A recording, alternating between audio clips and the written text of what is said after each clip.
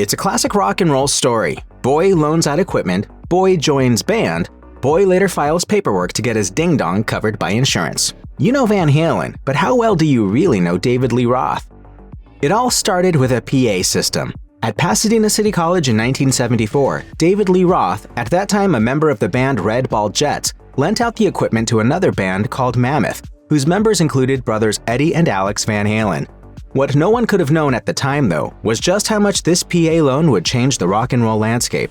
It seems that Roth correctly guessed that the Red Ball Jets weren't destined for fame, so he convinced the Van Halen brothers to let him join their band instead.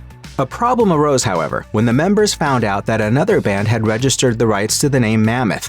Fortunately, Roth saw that the answer was right in front of everyone: Van Halen. Let's make something that's going to have some longevity to it, that has a little bit of shadow and a little mystery. You're not sure what a Van Halen is. It's like Santana. Long before Sammy Hagar replaced Roth and Van Halen, the group knew who he was. Roth and Eddie Van Halen were fans of Hagar and his band Montrose. They even covered some of the band's songs in early Van Halen shows. Even producer Ted Templeman was a fan, or at least a fan of anyone who wasn't David Lee Roth. Van Halen recorded its self-titled first album in 1977, and the process frustrated Templeman. The producer recalled the experience of working with Roth in his book, Ted Templeman, A Platinum Producer's Life in Music. Some of his vocal performances, to be frank, just weren't acceptable. Every time I heard him get pitchy or completely miss a note, I worried that the public was going to be turned off by this band because of his limitations. It turns out that years before they actually added Hagar to the mix, Templeman and engineer Don Landee toyed with the idea of convincing the rest of Van Halen to fire Roth and hire Hagar. We just started playing music and I started singing, and they're looking at me like, whoa, you can hit that note? Yeah. Well, you can do this, you can do it. It's going, wait a minute, whoa. Van Halen's legacy extends beyond their performances on stage or albums sold. For those who firmly believe in the sex, drugs, and rock and roll lifestyle, few bands embodied the phrase more than Van Halen, as Roth summed up to the Brisbane Times. "I slept with every pretty girl with 2 legs in her pants." Roth's all-inclusive appetite likely had something to do with a rumor that emerged over the years, alleging that he had insured his entire body for a large sum of money. He didn't do that, obviously. Roth wouldn't do something as silly as insuring every part of his body, he just insured the one between his legs, aka Little Elvis. A little more context may be needed here. Before the band embarked on their first tour, they ordered some customized insurance policies, mostly sensible things, like insuring Eddie Van Halen's guitar-playing fingers or drummer Alex Van Halen's elbows, but apparently Roth and company felt a little left out. I said, what about Little Elvis? We're going to be using him a lot. Thank you very much. The policy to insure Roth's reproductive organ was actually granted, though it's unclear if Little Elvis had to file his own paperwork. There's a story that's dogged Van Halen for years. Not quite as outlandish as an insured sex organ, but maybe just as strange and just as true. In the band's concert rider, a list of backstage demands and technical requirements, Van Halen requested a bowl of M&Ms in their dressing room, minus the brown ones. But the band wasn't looking to help rid the world of brown-colored candies. They wanted to make sure the promoters at the venue had actually gone through and carefully read the rigging instructions for their equipment.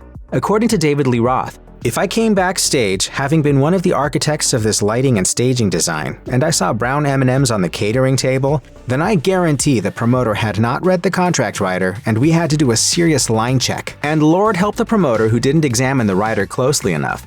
Before a 1980 concert in Pueblo, Colorado, Roth destroyed a dressing room after catching a glimpse of the dreaded brown M&Ms. Promoters had, in fact, failed to notice actual important things, like that the arena's floor couldn't take the weight of Van Halen's gear. The band went on anyway, and the show caused about $80,000 worth of damage. The lesson here, folks? Slow down and read things carefully. In 1984, Van Halen released its 6th album, the aptly titled 1984. It was the group's best-selling album by far, and also a key reason for the band's breakup.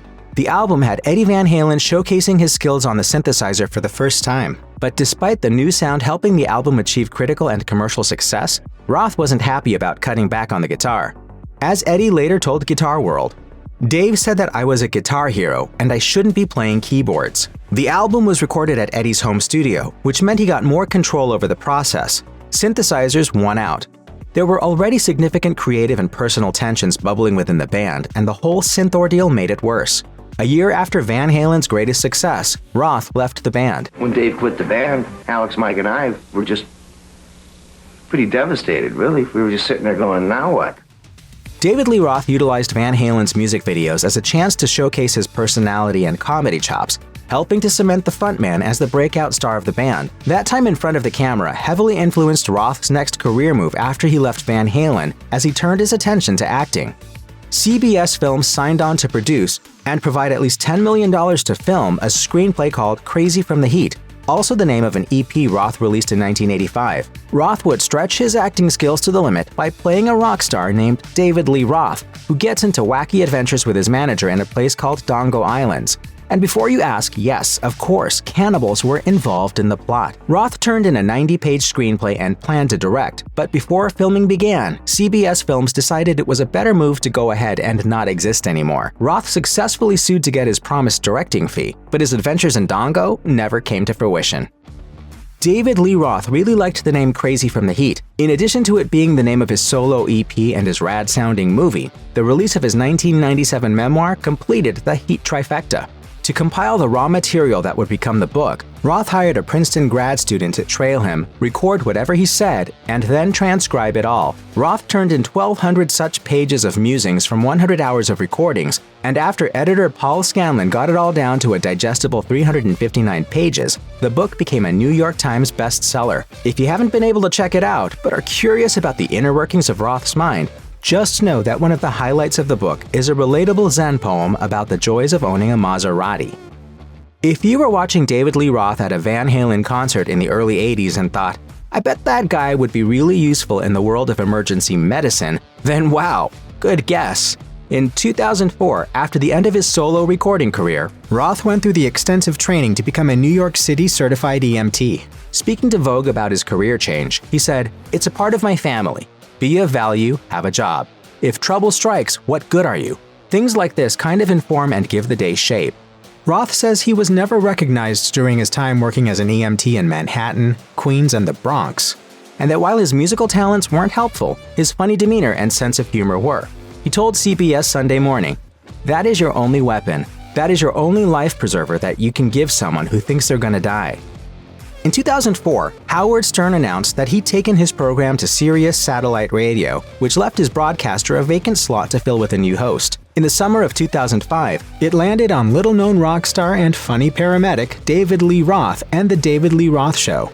That program hit the air in January 2006, but by late March, the 4-hour daily show was already in trouble. CBS radio executives ordered format changes that, although implemented, did little to help, and the show was pulled in April. Speaking during his final broadcast, Roth did not sound like a man ready to go quietly into the night, saying, "I was booted, tossed, and it's going to cost somebody." Roth was considering a lawsuit, but Rob Barnett, an executive with CBS Radio, said in 2010 that it was Roth who was responsible for his own demise. The meltdown came day 1 or day 2 when he got in the chair and wouldn't listen to anyone that was there to do only one thing: to help him. When the tattoo bug finally bit David Lee Roth, it sunk its teeth in good and deep. Roth told Vogue in 2018 that he waited until he was 60 to get his first bit of ink, but since then, he spent 300 hours in the chair in order to get his vision just right. He told the publication, "I planned it for the 30 years prior, and it's my design. Kabuki faces, the original showbiz, rendered Edo style. It looks like a woodblock print."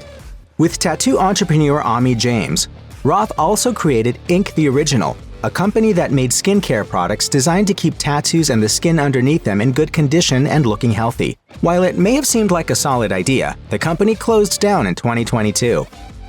Rock star, paramedic, writer, radio show host, painter? While confined to his home in Los Angeles during the COVID-19 pandemic in 2020, Roth took up painting as an extension of his lifelong interest in art.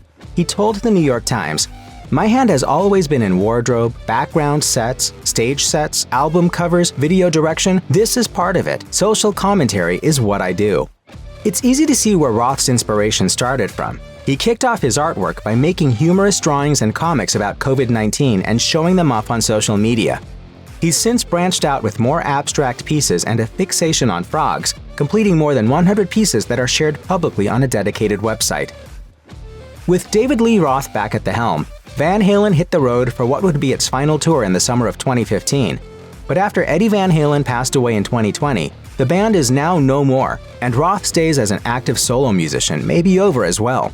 In March 2020, Kiss had booked Roth as their opening act of a North American tour, but concerns due to that pesky coronavirus postponed the last 3 dates. When Kiss rescheduled those shows in 2021, it did so without Roth. Gene Simmons hinted at some possible behind-the-scenes issues when he spoke to Rolling Stone about Roth's involvement, saying, "He was the ultimate frontman, and then I don't know what happened to him. Something." And you get modern-day Dave. In response, Roth posted a picture of a child holding up a middle finger to his Instagram with the caption, "Roth to Simmons." He either really wanted to get his feelings across, or he hit the post button a few too many times, because in total, he posted the same image 18 times. By late 2021, Roth had booked a residency at the House of Blues in Las Vegas, but that darn coronavirus caused problems again, and the entire 5-show slate, marketed as Roth's final concerts, were canceled.